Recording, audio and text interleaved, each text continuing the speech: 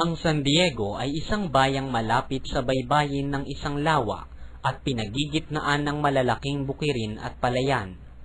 Bunga ng kahangalan at masasamang hilig ng nagsisipagtanim, ang mga inaani sa bayay binibili lamang ng Tsino sa murang halaga. Kitang-kita ang kabuuan ng bayan mula sa kampanaryo ng simbahan.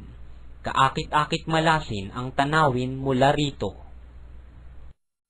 Gayunman, mapapansin sa pagtanaw sa kabuuan nito ang isang tila pulong gubat na nasa gitna mismo ng kabukiran. Iginagalang ng mga tao ang gubat dahil sa iniingatang alamat. Sinasabing isang matandang Kastilang matatas managalog ang nakarating sa loob ng gubat.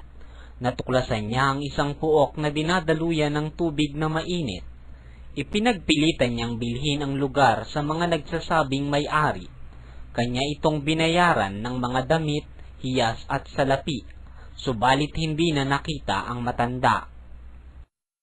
Isang araw, natagpuan ng mga pastol ang matanda na nakabitin sa puno ng balete at nabubulok na. Mula nooy kinatakutan na ang gubat. Ang mga hiyas na galing sa matanday pinagtatapon ng mga babae sa ilog at ang damit na may kanilang sinunog.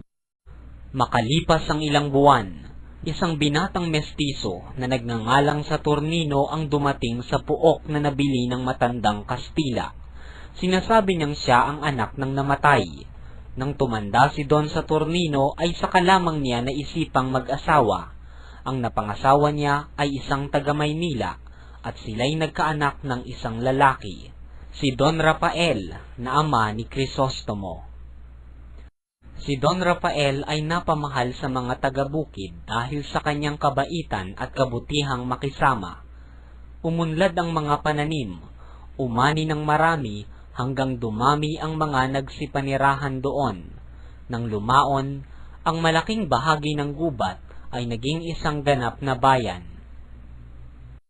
Nagkaroon ng kurang Pilipino at nang mamatay ito, isang kurang Kastila ang napalit, si Padre Damaso.